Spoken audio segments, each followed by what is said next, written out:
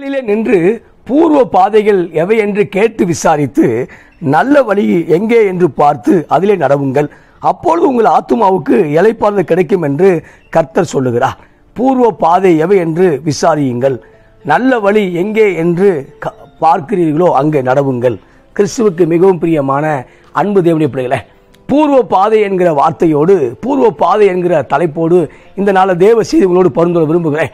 எரேமியா புத்தகம் 6ஆம் அதிகாரம் 16ஆம் வசனம் வாசிக்கும் பொழுது, எரேமியா 6:16 வாசிக்கும் பொழுது, பூர்வ பாதை எவை என்று கேட்டு விசாரித்து நல்ல வழியிலே நடவுங்கள் என்று இஸ்ரவேல் மக்களுக்கு ஒரு அழைப்பை கொடுக்கிறார். இந்த காலை வேளையில மறுபடியுமாய் கர்த்தர் உங்களுக்கு ஒரு அழைப்பை கொடுக்கிறார்.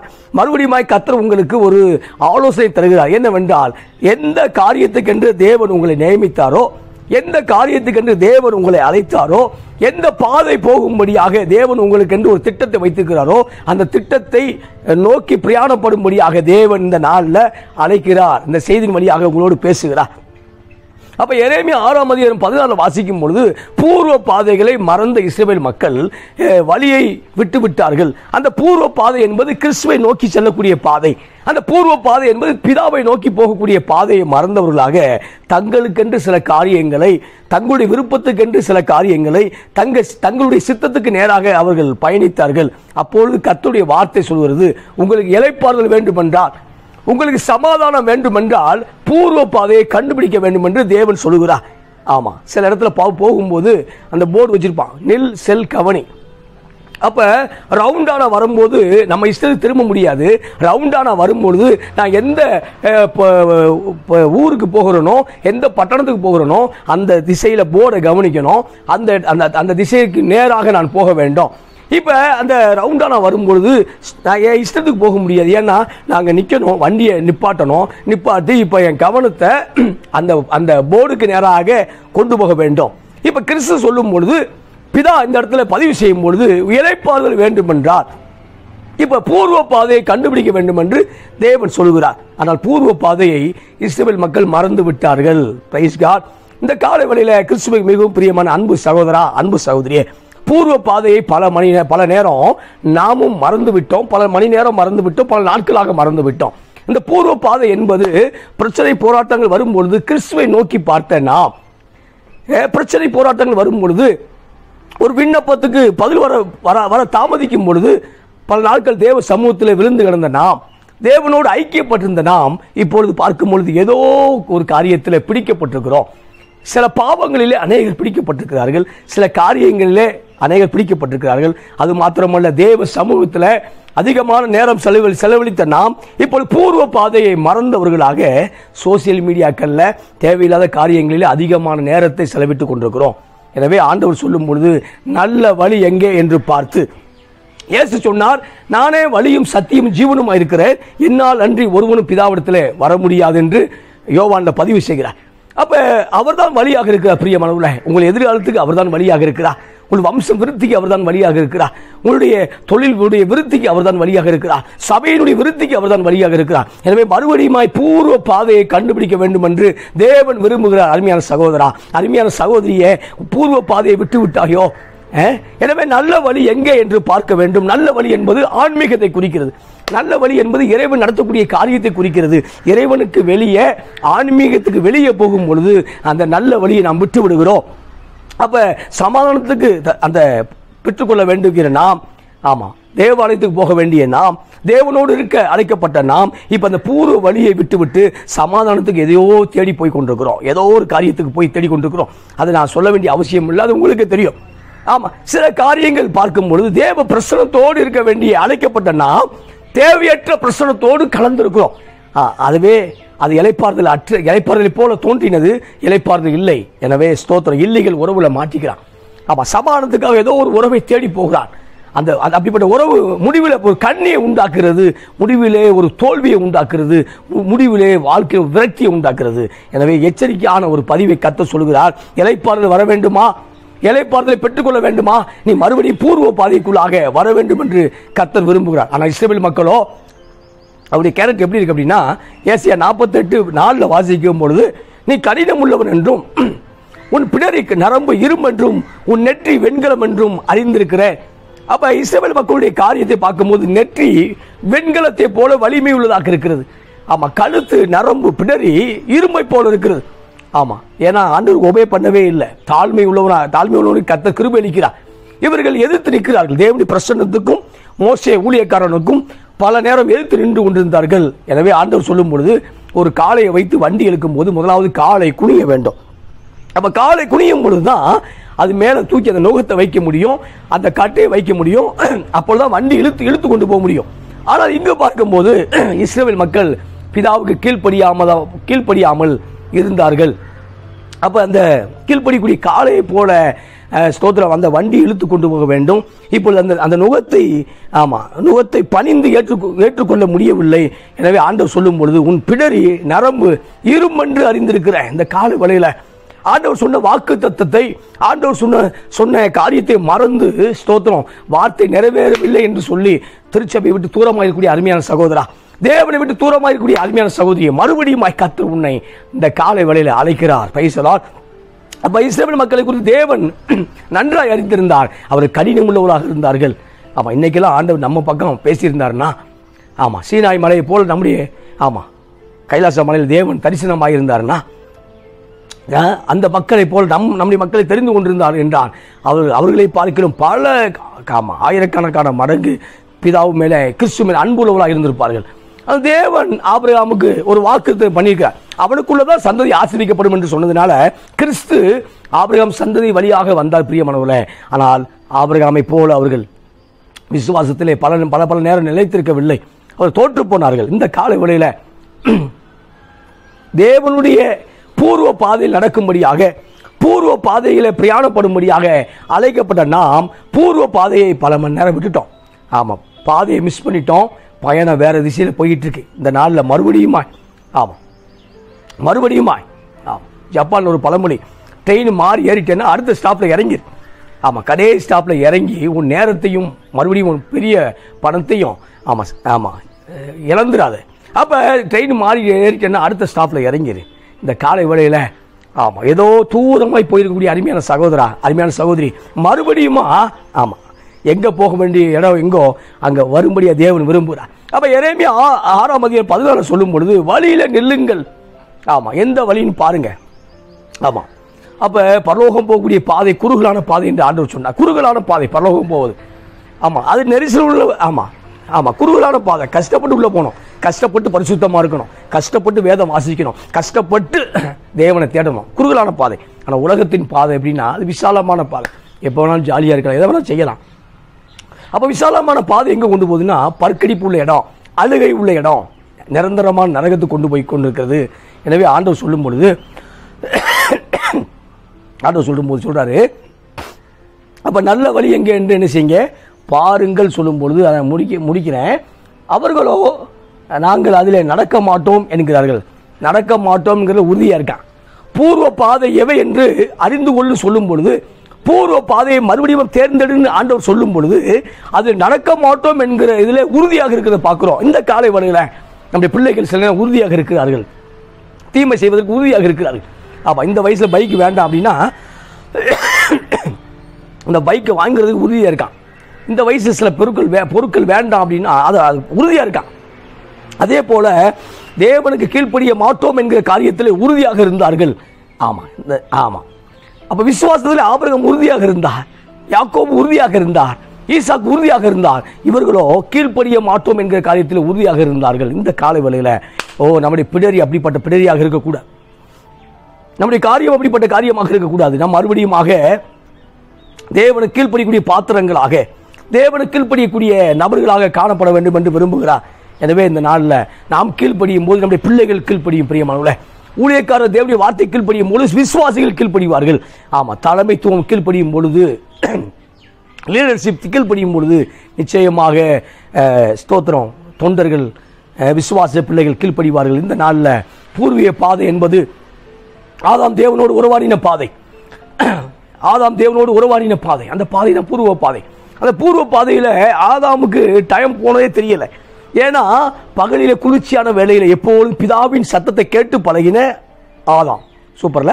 பிதாவின் சத்தத்தை கேட்டு பழகின ஆதாம் இப்பொழுது பிதாவின் சத்தம் ஒரு நாள் வரும் பொழுது அந்த சத்தத்துக்கு மறைந்தவனாக, தோட்டத்துக்குள்ளே அந்த ஒரு மரத்துக்கு பின்னாக மறைந்தவனாக இருக்கும் பொழுது ஆண்டவர் கேட்கிற, ஆதாமே நீ எங்க இருக்கிறாய்? ஆண்டவர் தெரியும், அவருக்கு முன்பாக சகலமும் நிர்வாணியமாக இருக்குது, வித்தவுட்டா இருக்கு, அவருக்கு முன்பாக எல்லாம் அப்படி இருக்குது. ஆனால் தெரியும். ஆனால் இப்போ பார்க்கும்போது ஆதாமே எங்க இருக்கா என்று கேட்கும் பொழுது, எனக்குள் இருக்கிறாயா, என்னை விட்டு தூரமா இருக்கிறாயா என்று கேள்வியை பார்க்கிறோம். இப்போ நான் நிர்வாணியாக இருக்கேன்னு சொல்லும்போது அதை சொன்னவன் உனக்கு யார் என்று கேட்கிறேன். ஏன்னா அதுக்கு முன்பாக வரைக்கும் நிர்வாணியாக தான் இருந்தான். தேவனுடைய பிரசன்னம் அவனை கவர் பண்ணி இருந்தது. இந்த காலை வேளையில, இந்த நாளில் கிறிஸ்துவுக்கு மிகவும் பிரியமான அன்பு சகோதரா, சாத்தானை பார்த்து சொல்லணும், எதிராளியை பார்த்து சொல்லணும், என் ஆண்டவர் இன்றைக்கும் உயிரோடு இருக்கிறார், அவர் இன்றைக்கும் அற்புதங்கள் செய்ய முடியும் என்று சொல்ல வேண்டும். அப்படி சொல்லும் பொழுது நிச்சயமாய் நீ ஆசீர்வதிக்கப்பட்ட மகளாக வாழ முடியும். அப்போ ஆதாம் பகலில் அந்த குளிர்ச்சியான வேலையில் எப்பொழுதும் பிதா வந்து அவரோடு பேசுகிறார். ஆதாமோடு பிதா பேசி கொண்டிருக்கிறார். அது அந்த நேரம் பிரசன்னத்தின் நேரமாக இருந்தது. ஒவ்வொரு நாளும் அவன் டைம் போனதே தெரியலை. ஆமாம், இப்போ நமக்கு ஒரு ½ அன் அவர் ஜோம் பண்ணுறதுக்குள்ளே பல முறை நேரத்தை பார்க்குறோம், வாழ்க்கையாக பார்க்குறோம், கையில் இருக்க வாட்சை பார்க்குறோம். ஏன்னா பிரசன்னம் இனிமையாக போகவில்லை. Price the Lord. ஒன்று, பிரசன்னம் இனிமையாக போகாத காரணம் நம்ம தான், அவர் பக்கமே இல்லை. அப்போ அதிகமாக நம்ம அவருக்குள் வளர்ச்சி அடையவில்லை. ஆமாம், வளர்ச்சியை நோக்கி போக வேண்டிய நாம் கீழ்ப்படியாமல் வீழ்ச்சி நோக்கி போய்கொண்டிருக்கிறோம். எனவே தான் ஆண்டவர் எச்சரிக்கை பதிவு செய்கிறார், பூர்வ பாதையை கண்டுபிடியுங்கள். பேசுகிறார். அந்த பூர்வ பாதை என்பது ஆதாம் தேவனோடு உறவாடின பாதை. அந்த பூர்வ பாதை என்பது விசுவாசத்தில் ஆபிரகாம் நடந்த பாதை. அந்த பூர்வ பாதை என்பது மோசே தேவனோடு பேசிக் கொண்டிருந்தாரே அந்த பாதை. பிரியமானவர்களே, அந்த பாதையை கண்டுபிடியுங்கள். அந்த பாதை தான் இளைப்பாறுதலுக்குள்ளாக.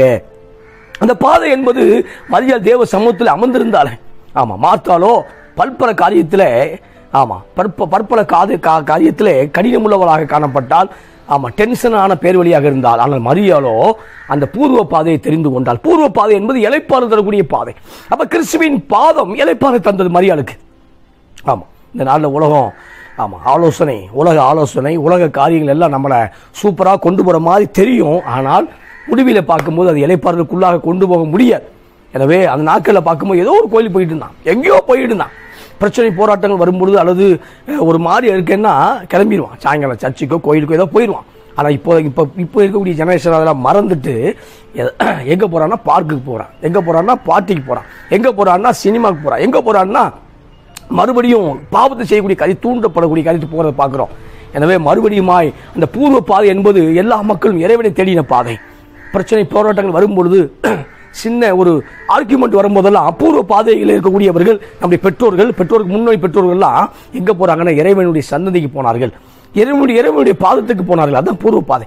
அந்த பாதைக்கு மறுபடியும் வரும்படியாக அன்பு சகோதர, அன்பு சகோதரியே, ஆமாம், இந்த காலங்களில் வாழக்கூடிய தலைமுறையே உன்னை மறுபடியுமா தேவன் பூர்வ பாதைக்கு என்று அழைக்கிறார். அப்போ அவங்கள மாதிரி கீழ்ப்படிய மாட்டேன் அப்படி சொல்லக்கூடாது. இஸ்ரவேல் மக்கள் ஏற்று நிற்கிறது போல நான் ஏற்று நிற்கக்கூடாது. இன்னொரு வசனத்தை வாசிக்க விரும்புகிறேன். எரேமியா புத்தகம் 18ஆம் அதிகாரம் 5 வாசிக்கும் பொழுது, எரேமியா புத்தகம் 18ஆம் அதிகாரம் 5 வாசிக்கும் பொழுது, என் ஜனங்களோ என்னை மறந்து மாயையான விக்கிரகங்களுக்கு தூபம் காட்டுகிறார்கள், செப்பனிடப்படாத பாதைகளிலும் வழிகளிலும் நடக்கும்படி பூர்வ பாதைகளாகிய அவருடைய வழிகளெல்லாம் இடரும்படி செய்கிறது. எது இடரும்படி செய்கிறதுனா, என் ஜனங்கள் என்னை மறக்கிறார்கள். அப்போ மாயான விக்கிரகங்களுக்கு தூபம் காட்டுகிறார்கள், செப்பனிடப்படாத பாதைகளிலும் வழிகளிலும் அவர்கள் நடக்கும்படி அவைகள் அவர்களுடைய பூர்வ பாதைகளாகிய வழிகளிலிருந்து இடரும்படி செய்கிறது பார்க்குறோம். பெரிய வசனம், குழப்பமாக இருக்குல்ல?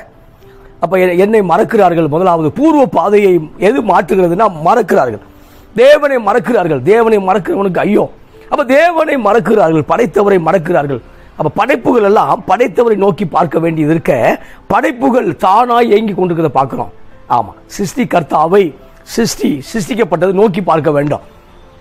அப்போ ஸ்தோத்திரம், குயவனை நோக்கி பார்க்க வேண்டிய நாம், குயவனை நோக்கி பார்க்க வேண்டிய அழைக்கப்பட்ட இந்த களிமண் குயவனை பார்க்காதபடிக்கு, இப்போ நான் நல்ல ஒரு ஃப்ளவர் வாஷாக இருக்கேன், நான் இப்போ ஷோரூமில் இருக்கேன், நான் இப்போ ஷோ கேஸில் இருக்கேன் அப்படின்னு சொல்லி அந்த படைக்கப்பட்ட ஃப்ளவர் வாஷ் மறந்துருச்சு. அந்த படைக்கப்பட்டவரை நோக்கி பார்க்காமல், அனுதினம் பார்க்காமல், அவர் அனுதினம் டெய்லி பார்த்து என்ன ஆக போகுதுங்கிற நிலைமைக்கு வந்துருச்சு. அது தேவன் விரும்பல. பூர்வ பாதைக்கு எது நம்மளை மாற்றுகிறது என்றால், தேவன் என் ஜனங்களும் என்னை மறந்தார்கள். முதலாவது கடவுளை மறக்கும் பொழுது பூர்வ பாதையை விட்டு விடுகிறோம். Praise God. கடவுளை எது மறக்கிறோம்னா வாக்குத்தத்தம் நிறைவேறலன்னு மறந்துடுறோம். ஆமாம், அற்புதம் செய்யவில்லை என்பதை மறந்துகிறோம். ஏதோ ஒரு காரியத்தை குறைவுபட தொடங்கும் பொழுது மறந்து விடுகிறோம். சில காரியத்தை அதை மறக்கும் பொழுது பூர்வ பாதை விட்டு விடுகிறோம். அது மாத்திரமல்ல, மாயையான விக்கிரகங்களுக்கு தூபம் காட்டுகிறார்கள். இந்த இடத்துல விக்கிரகம் என்பது ஆமாம் விக்கிரகத்தை மட்டுமல்ல, ஆமாம் அவரை காட்டிலும் ஒரு ஆளை நேசிப்பது, அவரை காட்டிலும் ஒரு பொருளை நேசிப்பதெல்லாம் விக்கிரகம் தான். தேவனை பார்க்கிலும் தேவனுடைய சமூகத்தை பார்க்கிலும் அதிகமாக ஏதோ ஒரு காரியத்தை நேசிப்பது, நம்ம வாங்கியிருக்கக்கூடிய பைக்கை, நம்ம வாங்கியிருக்கக்கூடிய ஒரு காரை, நம்ம கட்டிக்கூடிய வீடை, அது ஏதோ ஒரு பொருளை நாம் நேசிப்பது, அதிகமாக நேசிப்பது. அது நேசிக்கணும், அதை செக் பண்ணணும், எல்லாம் கரெக்டு தான். ஆனால் தேவனை காட்டிலும் அதிகமாக நேசிக்கும் பொழுது தேவன் அதை விக்கிரகமாக கருதுகிறார். தேவனை காட்டிலும் அதை நாம் நேசிக்கும் பொழுது விக்கிரகமாக கருதுகிறார். அப்படிப்பட்ட காரியமெல்லாம் வழி விலக செய்யறது பிரியமானவர்களே. Praise the Lord. ஆமென். எனவே இந்த நாளில் ஒருவேளை வழி விலகி போயக்கூடிய அருமையான சகோதரா, அருமையான வாலிபர்களே, ஆமாம் வழி விலகி போயிட்டான். தேவையில்லாத காரியம், போதை வசுக்கு, ஆமாம் போதையின் பாதையிலே யாரும் போக வேண்டாம் அப்படின்னு சிஎம் பேசுவார். போதையின் பாதையிலே போக வேண்டாம். அந்த பாதை போதையின் பாதை. அப்போ போதை நல்லா இருக்கமா தெரியும், ஆனால் உன் வாழ்க்கைங்கிற ஒரு கேரியரை, லைஃப் கேரியரை காலி பண்ணிடும். போதைங்கிற பாதைக்கு நம்ம என்ன செய்யக்கூடாது, போகக்கூடாது. ஆபாசமான வீடியோங்கிற பாதைக்கு போயிடக்கூடாது. இச்சையை தூண்டக்கூடிய காரியத்துக்கு போயிடக்கூடாது. அப்படிப்பட்ட பாதைகளை தேவன் அருவருக்கிறார். ஆமாம், தேவையில்லாத நம்ம வாட்ஸ்அப் மெசேஜ், அது தேவையில்லாத காரியத்தை ரிப்ளை பண்ணி தலையக்கூடாது. நம்ம தேவையில்லாத காரியத்தில் நம்ம அதிகமாக அதில் டைம் ஸ்பெண்ட் பண்ணக்கூடாது. அந்த பாவத்துக்கு துணை போகக்கூடாது.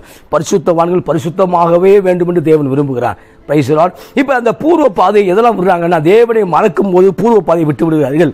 அது மாத்திரமல்ல, ஒரு பொருளை, ஒரு விக்கிரகங்களை அதிகமாக சேவிக்கும் பொழுது, ஒரு காரியத்தை அதிகமாய் ஆமாம் அதை நினைத்து கொண்டிருக்கும் பொழுது பிரச்சனை கூட சிலருக்கு விக்கிரகமாக மாறிடுது. பிரச்சனையை அதிகமாக யோசிக்க, எதிர்காலத்தை பற்றி யோசிக்க, லைஃப் கேரியரை பற்றி இன்னும் யோசிக்கிற போது அது கூட விக்கிரகமாக மாறியது என்று தேவன் சொல்லுகிறார். அப்போ எப்போதும் என்னை தியானிக்க வேண்டும், எப்பொழுதும் என்னை நினைக்க வேண்டும் என்று தேவன் விரும்புகிறார். அது மாத்திரமல்ல, மூன்றாவது காரியம், செப்பனிடா பாதையில், நல்ல பாதையில் நடக்கல, பூர்வ பாதையை விட்டுவிட்ட காரணம் செப்பனிடப்படாத பாதையில் நடக்கிறார்கள். ரோடு கண்டிஷன் மோசமாக இருக்குது. அப்போ கண்டிஷன் ரோடு மோசமாக இருக்குது. நம்ம குண்டும் குழியுமாக இருக்குது, அதில் போக திட்டமிடுகிறார்கள். அந்த குண்டும் குழியும் என்பது பாவத்தை குறிக்கிறது, தேவையற்ற காரியத்தை குறிக்கிறது, தேவையற்ற அலுவல்களை குறிக்கிறது. அதெல்லாம் சொல்லுவான், ரோடு சூப்பராக இருக்குது அப்படின்னா இது கொஞ்சம் மோசமாக இருக்கும். ஆமாம், ஆனால் அங்கிட்டு போனால் பைபாஸ் சூப்பராக இருக்கும், ஒரு 2 கிலோமீட்டர் மட்டும் கொஞ்சம் கூட வரும், ஆனால் நல்லா போகலாம். Praise Lord. அதுதான் ஆமாம் பூர்வ பாதை. ஆமாம், கொஞ்சம் சுற்றுற மாதிரி தெரியுது, ஆமாம் கொஞ்சம் சுற்றி போகிற மாதிரி தெரியுது, ஆனால் அதுதான் பூர்வ பாதை. பிரைஸ், அதுதான் நல்ல பாதை. அந்த பாதை தான் உனக்கு இளைப்பாற தரக்கூடிய பாதையாக இருக்கிறது. பிரியமானவர்களே, இன்னொரு வசனத்தை வாசிக்க விரும்புகிறேன். அதே எரேமியா புத்தகம் 31ஆம் அதிகாரம் 21 சொல்லும்பொழுது, உனக்கு ஆமாம் குறிப்படையாளங்களை நிறுத்து, உனக்கு தூண்களை நாட்டு, நீ நடந்த வழியாகிய பாதையின் மேல் உன் மனதை வை, இஸ்ரவேல் ஆகிய குமாரத்தியே திரும்ப இந்த உன்னுடைய பட்டணங்களுக்கு திரும்பு. ஆமாம், அடையாளங்களை நிறுத்து, ஆமாம் அடையாளங்களை நிறுத்து, தூண்களை நிறுத்து. இன்னைக்கு ஒவ்வொரு கிலோமீட்டருக்கு அந்த மைல்கல் வைக்கிறத பார்க்குறோம். ஆமாம், ஒவ்வொரு ஆமாம் ஸ்டேட் போர்டுக்கு மைல்கல் பார்க்குறோம், சென்ட்ரல் போர்டில் சில மைல்கல்களை பார்க்குறோம். அப்போ எங்கே போக வேண்டும் ஒரு குறிப்பு இருக்கிறது. ஆமாம், நீ எங்கே போனால் பரலோகத்துக்கு போக வேண்டும். ஆமாம், எனவே உங்கள் மனதை ஆரம்பத்தில் எப்படி இருந்துச்சு, அந்த மனதை மறுபடியும் கொண்டு வரபடி தேவன் விரும்புகிறார். நீ நடந்த வழி ஆகிய, நீ நடந்த வழி நடக்க போகக்கூடிய வழி அல்ல, நீ நடந்த வழி, கிறிஸ்துவை ஏற்றுக்கொள்ளும் போது இருந்தக்கூடிய அந்த தீவிரம், பிரைஸ் காட், ஊழியத்தை ஆரம்பிக்க போது இருந்தக்கூடிய தீவிரம், அந்த நடந்த வழியை மறுபடியுமாய் அப்போ அதை நினைச்சு பாரு, அதை மனசுல வையே. அப்படி இருந்தனே, நான் இப்போ இப்படி இருக்கிறேனே. அந்த இளையகுமாரனுடைய காரியத்தை பார்க்கும்போது புத்தி தெளிந்துன்னு போட்டு லூக்கால, புத்தி தெளிந்த பின்பு தகப்பன் வீட்டுக்கு போறேன், வேலைக்காரனா கூட வச்சுட்டா கூட பரவாயில்ல. ஆமாம், பையனா ஏற்றுக்கொள்ளனா கூட பரவாயில்ல, வேலைக்காரன் கூட எடுத்துகிட்டு போகிறேன், நல்ல ஃபுட்டு கிடைக்கும், நல்ல சாப்பாடு கிடைக்கும், நல்ல பாதுகாப்பு கிடைக்கும். அதுக்கு மேலே அவர் என்ன இருந்தாலும் அவர் எங்கள் அப்பா அப்படி ஒரு தீர்மானம் எடுக்கிறார். அந்த புத்தி தெளியும் போது தீர்மானம் உண்டாகுது. அந்த தீர்மானம் செயலாக மாறுகிறது. அந்த தீர்மானம், அந்த திட்டம், அந்த பிளான் செயல் வடிவமாக ஒர்க் அவுட் ஆகும் பொழுது அங்கே பார்க்கும்போது லைஃப் இன்னும் சேஞ்ச் ஆகுது. இப்போ பார்க்கும்போது அவருடைய வரவேற்பு பிரம்மாண்டமாக இருந்தது. லூக்கா 15 வாசிக்கிறோம். இந்த காலை வேளையில் மறுபடியுமாய் தேவன் சொல்லக்கூடிய வார்த்தை தீர்க்கதரிசனமான வார்த்தை என்னவென்றால் மறுபடியுமாய். ஆமாம், நீங்கள் அந்த அழைக்கப்படும் பொழுது அந்த ஸ்பிரிச்சுவல் எப்படி இருந்தீங்க, அதை மறுபடியும் அதை நினச்சிவங்க, அதை பாருங்கள், நினச்சி பாருங்கள். ஆமாம், அதை மறுபடியும் மனதில் வைங்க. ஆமாம், இப்போ மறுபடியும் ஆமாம் சீயோன் குமாரத்தியே ஆமாம் திரும்ப எங்கே போகணும் அப்படின்னா ஆண்டவர் சொல்கிறார், இஸ்ரவேல் குமாரத்தி எங்கே சொன்னால் உன் பட்டணத்துக்கு திரும்பு. பட்டணம் என்பது தேவனுடைய வாசஸ்தலமாக இருக்கிறது. பட்டணம் என்பது எருசலேமாக இருக்கிறது. எருசலேம் மகாராஜாவின் நகரமாக இருக்கிறது. எருசலேமில் தேவன் ஆளுகை செய்து கொண்டிருக்கிறார். இப்போ மறுபடியும் அதை திரும்பும் பொழுது, அந்த பாதைக்கு திரும்பும் பொழுது உன்னை ஆசீர்வதிப்பார், உனக்குள்ள இளைப்பாறை தருவார். ஆனால் நீயும் நானும் பல நேரம் பிசாசோடு இணைக்கப்பட்டவர்களாக, இந்த உலகத்தோடு இணைக்கப்பட்டவர்களாக, அல்லது ஏதோ காரியத்தோடு இணைக்கப்பட்டவர்களாக என்ன செய்யறோம் அப்படின்னா மனதை கிறிஸ்து மேலே நாட்டமாய் வைக்காமல் உலகத்தின் மேலே நாட்டமாய் வைக்கிறோம். அதை தேவன் வெறுக்கிறார் பிரியமானவர்களே. ஆமாம், அவருக்கு ஆமாம் உங்கள் எதிர்காலத்தை குறித்து அவருக்கு கவலை இல்லாமல் இருக்க போகுது. அதை காட்டிலும் உங்களுக்கு கவலை வரப்போகுது. சூப்பரில், நல்ல தாட்ஸில். அப்போ நம்ம எதிர்காலத்தை குறித்து அவர் அக்கறை உள்ளவராக இருக்கிறார். ஆமாம், அக்கறைக்கு போவோம் வாருங்கள் என்று சொல்லி தம்முடைய சீசர் அழைக்கிறாரு. ஆமாம், அக்கறை இல்லாமல் விடலை, அக்கறையோடு கொண்டு போகிறார். ஆனால் போகும் வழியில் புயல் உண்டாகிறது. இவரோ ஆமாம் தலையணை வச்சு படகுல தூங்கி கொண்டிருக்கிறார். நாங்கள் மடிந்து போதை குறித்து உமக்கு அக்கறை இல்லையா, கவலை இல்லையா என்று கேட்கும் பொழுது அவர் என்ன சொல்றார், காற்றையும் புயலையும் அதட்டி ஆமாம் விசுவாசிக்கவில்லையான்னு தான் கேட்குறார். இந்த நாளில் காற்றையும் புயலையும் அதட்டுகிறார் பிரியமானவர்களே. Praise God. காற்றையும் புயலையும் அதட்டுகிறார். ஆமாம், அவரை பார்த்து கவலை இல்லையான்னு கேட்காத, நீ கவலைப்படக்கூடாதுங்கிறக்கா உனக்கு வார்த்தையை தந்து கொண்டிருக்கிறார். நீ அவரை பார்த்து உங்களுக்கு கவலை இல்லையா, நாங்கள் மடிந்து போகிறோமே அதை குறித்து உங்களுக்கு கவலை இல்லையான்னு கேட்காத. அவர் உன்னை மேலே அக்கறை உள்ளவராக இருக்கிறார். உன்னை மறப்பதில்லை, உங்களை தெரிந்து கொண்டிருக்கிறார். சூப்பரில், உங்களை தெரிந்து கொண்டிருக்கிறார் சார். தெரிந்து கொண்டனால தான் ஆமாம் பேரண்ட்ஸ் இல்லாத மக்கள் கூட வரைக்கும் நம்ம வாழ்ந்து கொண்டிருக்கிறோம். ஆமாம், சிங்கிள் பேரண்ட்ஸே இல்லை, பல காரியங்களை பார்க்குறோம். அநேகர் ஆமாம் தேவன் தெரிந்து கொண்டனால தான் நம்ம உயிரோடு அவர் காப்பாற்றி கொண்டிருக்கிறார். ஆமாம், இன்னமும் தேவனை குறை சொல்லிட்டு அடையக்கூடாது. நம்ம தெரிந்து கொண்டிருக்கிறார். நம்ம எதிர்காலத்தில் அவர் அக்கறை உள்ளவராக இருக்கிறார். ஆமாம், அக்கறை உள்ளவராக இருக்கிறார். ஆனால் அக்கறை உள்ளவர்களை போல உங்களுக்கு சொந்த மொத்தம் காணப்படும். அக்கறை உள்ளவர்களை போல சாத்தான் காணப்படுவான். அக்கறை உள்ளவரை போல சாத்தான் என்ன பண்ண போற, உனக்கு ஒரு ஐடியா தருவான்னு கேட்பான். ஆனால் அவர் உண்மையில் அக்கறை உள்ளவராக இருக்கிறார். ஆமாம், அவ்வளோதான். சாத்தான் பல நேரம் ஆமாம் அம்மாவுடைய அன்பை பறக்க புரிஞ்சு கொள்ள முடியும், ஆனால் அப்பாவுடைய அன்பை புரிஞ்சு கொள்ள முடியாது. அதுக்கு நம்ம அப்பாவானதான் புரிஞ்சு கொள்ள முடியும். அதே மாதிரி தான் சாத்தான் அப்படி ஏமாற்றுவான். ஆனால் தகப்பன் அப்படி அன்பை எப்போது வெளிப்படுத்துறது இல்லை. ஆமாம், நீ அவர் சமூகத்தில் வரும்பொழுது அவர் உன்னை குறித்து என்ன வச்சிருக்காரோ திட்டங்கள் நிச்சயமாகவே நிறைவேறும். அப்போ நடந்த வழியாகிய பாதையின் மேலே உன் மனதை வை. ஆமாம், பாதையின் மேலே மனதை வை. அடையாளங்கள் நிறுத்து. நம்ம பைபிளில் அடையாளம் போட்டுக்கிட்டே இருக்கோம். ஆமாம், பைபிளில் ஆமாம் ரெட்டு இங்கு, ப்ளூ இங்கு, ஆமாம் அந்தந்த வசனத்தில் ஸ்டாரு இதெல்லாம் போட்டுக்கிட்டு இருக்கோம், அடையாளத்தை போட்டுக்கிட்டு இருக்கோம். அது ஏன்னா மறுபடியும் வாசிக்கணும் தான் போட்டுக்கிட்டு இருக்கோம். அதான் சங்கீதம் வாசிக்கும் போது மறுபடியும் சேலானா நிறுத்தி மறுபடியும் அதை வாசி. ஆமாம், நிறுத்து மறுபடியும் அதை வாசி. ஆமாம், எங்கெல்லாம் சேலா வருகிறதோ அங்கே மறுபடியும் ஆமாம் இன்னொருக்க வாசிக்க தொடங்கு. அங்கே அதை மறுபடியும் தியானின்னு அர்த்தம். Praise God. எனவே இந்த காலை வேளையில் ஆண்டு சொல்லும்போது உன் மனதை வை. இந்த நாளில் மனதை வைக்கிறீங்களா அருமையான சகோதரியே, இதை பார்த்து கொண்டு அருமையான சகோதரா, உன் மனதை மறுபடியும் வை. ஆமாம், மறுபடியும் ஆமாம் விசாலமாகு. உன் மனது விசாலமாகட்டும். உன் கூடாரத்தை விசாலமாக்குன்னு சொன்னாரே, இந்த காலை வேளையில் உங்கள் மனதை விசாலமாக்குங்கள். ஆமாம், தேவனுடைய வார்த்தையால் நிரப்பி உங்கள் மனதை விசாலமாக்குங்கள். கர்த்தர் நிச்சயம் நம்மை ஆசீர்வதிப்பார். எனவே பூர்வ பாதை என்பது நாம் அவரோடு உறவாடக்கூடிய பாதை தான் பூர்வ பாதை. அந்த பூர்வ பாதை என்பது அவர் என் கூட இருந்தார்ல, நான் என்ஜாய்மெண்ட் பண்ணல, அதான் பூர்வ பாதை. அந்த பூர்வ பாதை என்பது நான் இயேசு முதலாக நான் கண்டுபிடிக்கும் போது ஒரு தாகம் இருந்துச்சுல, ஒரு வெறி இருந்துச்சுல, முதலாக ஊழியத்தில் வரும்போது தாகம் வெறி இருந்துச்சு, அதான் பூர்வ பாதை. அதை மறுபடியும் நீங்கள் செய்யும் பொழுது தேவன் உங்களை நடத்த போதுமானவர் இருக்கிறார். ஒரு சில வசனத்தை மாத்திரம் நான் சீக்கிரம் உங்களோடு வாசித்து முடிக்க விரும்புகிறேன். அப்போ 23ஆம் சங்கீதம் 3 வாசிக்கும் போது என்னை நீதியின் பாதையிலே நடத்துகிறார். தாவீது சொல்லும் பொழுது நீதியின் பாதையில் நடத்துகிறார். பிரதர் சிஸ்டர், ஆமாம் நீதியின் பாதையில், ஆமாம் ஒரு நல்ல பாதை அவங்களுக்கு தெரியும், அந்த நீதியின் பாதையில் நடத்துகிறார். ஆமாம், இந்த நாள் உங்களுக்கு நடத்த போதுமானவர் இருக்கிறார். எனவே அவர் தான் பாதை.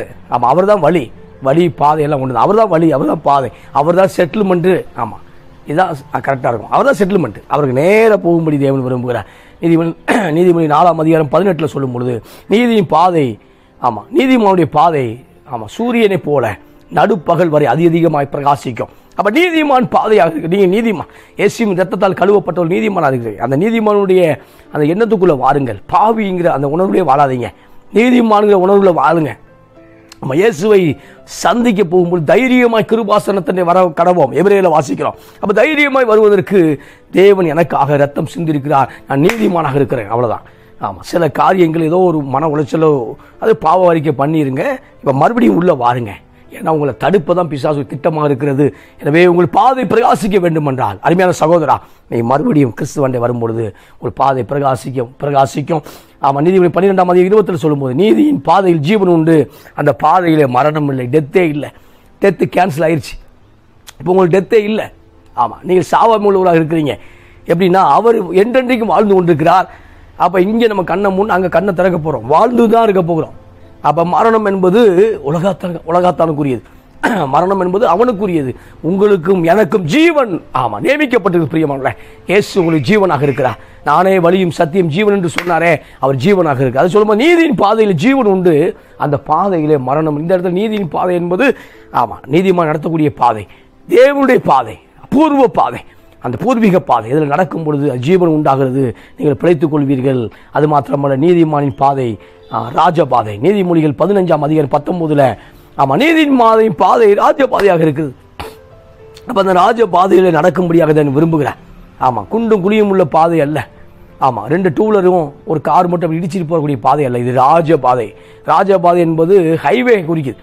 ஆமா, ஹைவே குறிக்கக்கூடியது. ஆமா, 4 பஸ் போனாலும் சைடு வாங்கக்கூடிய அளவுக்கு ஒரு பெரிய விசாலமான பாதையை குறிக்கிறது தான் ராஜபாதை. அப்ப நீதிமானின் பாதை ராஜபாதை. உங்க பாதை ராஜபாதை பிரதர். ஆமா, உங்க பாதை ராஜபாதை பிரதர். ஆமா, உங்களுக்குள்ள ராஜா இயேசு ராஜா இருக்கிறார். ஆமா, அவர் உங்களை நடத்த போதுமான இருக்கிறார். அதனால சந்தேக பேர் வழியாக இருக்காதபடிக்கு, சந்தேகத்திலே வாழாதபடிக்கு கர்த்தரை நடத்துவார் என்று சந்தோஷத்தில் வாழும்படியாக தேவன் அழைக்கிறார். சூப்பர்ல. சந்தேக பேர் வழியாக வாழக்கூடாது, சந்தேகத்தோடு வாழக்கூடாது. கர்த்தர் நடத்துவார் என்கிற சந்தோஷத்தோடு வாழும் பொழுது நிச்சயமாக அவர் நடத்த நம்ம போதுமானவர் இருக்கிறார். ஒரு 3 வசனத்தை மாத்திரம் வாசித்து முடிக்க விரும்புகிறேன். நீதிமொழியின் புத்தகம் 1ஆம் அதிகாரம் 15 வாசிக்கும் பொழுது, உன் காலை பாவியுடைய பாதைக்கு போகாதபடி எச்சரிக்கையாயிரு. பாவியுடைய பாதைக்கு போகும்பொழுது பூர்வீக பாதையை மிஸ் பண்ண வச்சிருவாங்க. ஆமா, இப்படி பண்ணலாம் அப்படின்ட்டு தவறான வழியில் நடத்தக்கூடிய பாதை இந்த பாவியுடைய பாதை. ஆமா, கணவன் மனைவி சில காரியத்தை விரிசல் உண்டாச்சுன்னா அதை பெருசாக்கி ஆமா, நீயும் தப்பான ரிலேஷனுக்குள்ள போ, ஆமா, நீயும் தப்பான ரிலேஷனுக்குள்ள போ அப்படி சில பேர் இருக்காங்க. ரொம்ப மோசமான இருக்காங்க சில. ஆமா, பிரிவர் விசுவாசி கூட இருக்காங்க. அப்ப இதை பார்க்க கவனமாக இருக்க வேண்டும் பிரியமானவர்களே. அப்ப உன் காலை பாவியுடைய பாதைக்கு விலக்கு. நீ 1:15. அப்ப நமக்கெல்லாம் ஒரே பையா இருக்கட்டும், நம்மளாம் ஒரே கொள்ளையடிப்போம் அப்படி சொன்னா, ஆமா, நமக்கு ஒரே கொள்கை இருக்கட்டும் சொல்லி தவறாய் பேசும்போது, இல்ல எங்களுடைய பாதை பூர்வீக பாதை, அதை எங்களை பரிசுத்தமாய் நடத்தக்கூடிய பாதை என்று சொல்ல வேண்டும் பிரியமானவர்களே.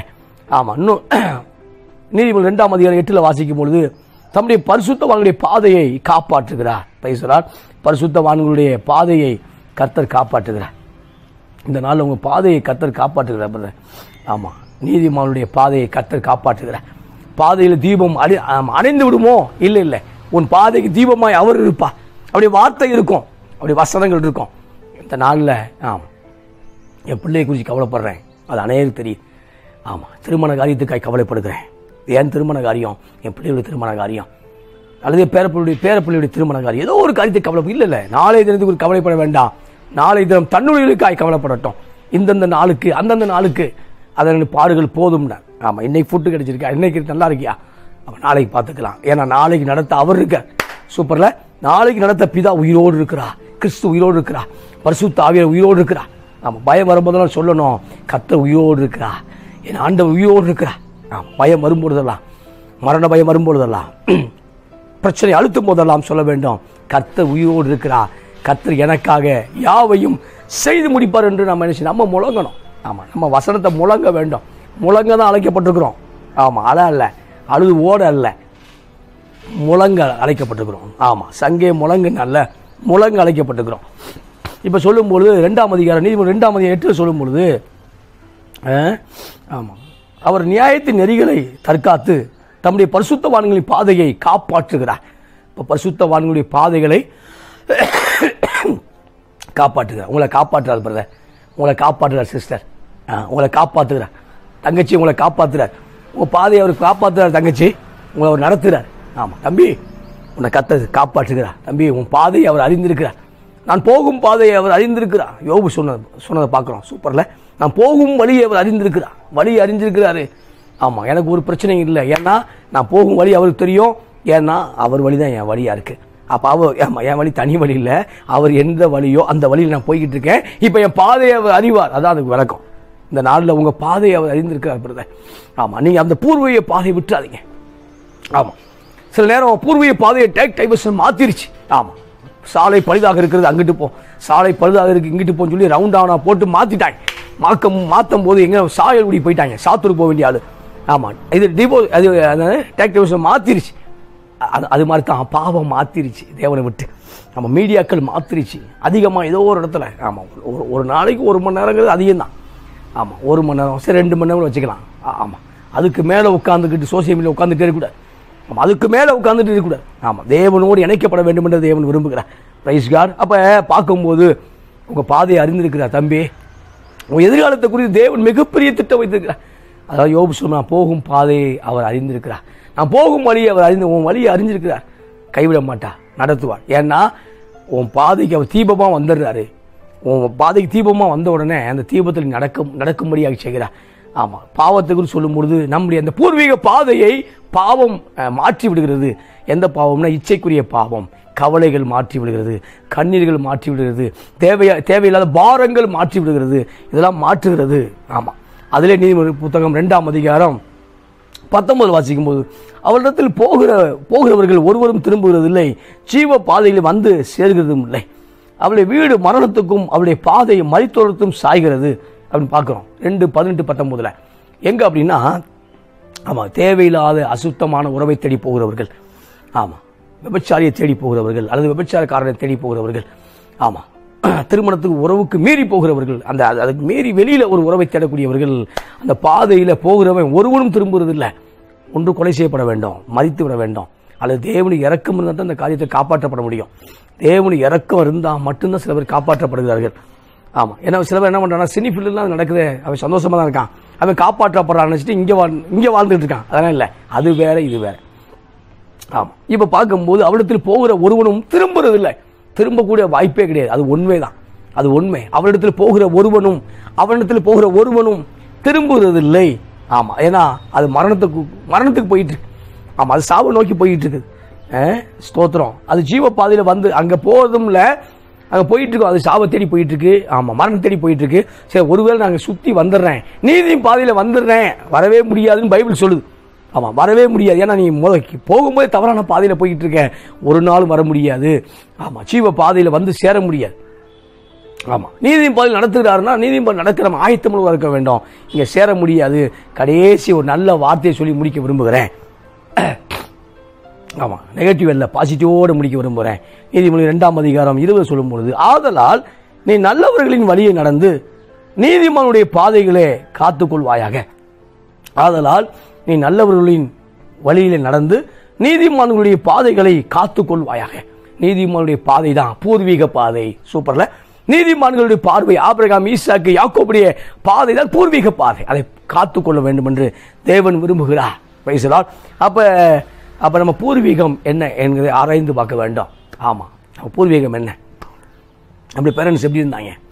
ஆமாம், நான் பைபிளில் பேசிக்கிட்டு இருக்கேன். ஆமாம், நம்முடைய காரியத்தை பேசவில்லை. அப்போ நம்முடைய முன்னோர்கள் கோத்திர பிதாக்கள் தேவனோடு இணைக்கப்பட்டிருந்தார்கள். ஆமாம், தேவனோடு வாழ்ந்தார்கள், சஞ்சரித்தார்கள். ஆமாம், ஏனோக்கு தேவனோடு சஞ்சரித்தான், பின்பு காணப்படாமல் போனான். ஆமாம், சஞ்சரித்து கொண்டிருந்தார்கள். ஆமாம், யாபேஸ், ஆமாம், தேவன் எங்களை விசாலமாக்க வேண்டும் என்று ஜெபித்துக் கொண்டிருந்தான். யாபேஸ் என்பது துக்கம். அந்த துக்கத்தோடு வாழ விரும்பவில்லை. இப்பொழுது என்னுடைய சகோதரி பார்க்கலாம், என்னை ஆசீர்வதியும் என்று ஜெபிக்கும் பொழுது கர்த்தர் யாபேசின் எல்லையை விரிவாக்கினார். ஆமாம், இப்போ எல்லை விரிவாக்கணும், பவுண்டரி லைனை விரிவாக்கணும், ஆசீர்வாதத்தை விரிவாக்கணும், சமாதானத்தை உண்டாக்கணும். அப்போ சந்தோஷமாக வாழணும்னா எல்லாத்துக்கும் ஒரே ஒரு காரியம் தான், ஒரே ஒரு நபர் தான். அவருடைய பிரசன்னம், அவருடைய மகிமை, அவருடைய பாதை, அந்த பூர்வீக பாதை என்பது தேவனுடைய உறவை குறிக்கிறது, தேவனுடைய தொடுதலை குறிக்கிறது, தேவனுடைய பிரசன்னத்தை குறிக்கிறது, தேவனுடைய சமூகத்தை குறிக்கிறது. அந்த பூர்வ பாதையை பிடித்து கொண்டும் பொழுது அதான் நீதிமன்றுடைய பாதை. அதுதான் அந்த பாதையை காத்துக்கொள்வாயாகன்னு சொல்லப்படுது. அதை காத்துக்கொள்ளுங்க. அருமையான சகோதரா, அதை காத்துக்கொள்ளுங்க. ஏற்கனவே நீங்க காத்து கொண்டவங்க தான், கொஞ்ச நாள் காத்துக்கொள்ளாம போயிட்டீங்க.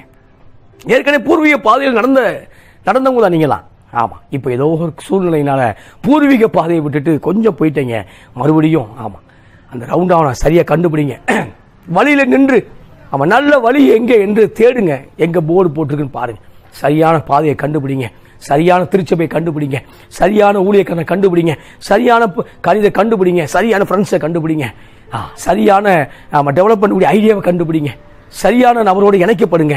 அந்த வழியில நடவுங்க. அதுதான் நீதிமானுடைய பாதை. அந்த பாதை தான் பூர்வீக பாதைக்கு நேராக உங்களை அழைத்து சொல்லும். கர்த்தர் இந்த நாள் உங்களோடு கூட இருந்து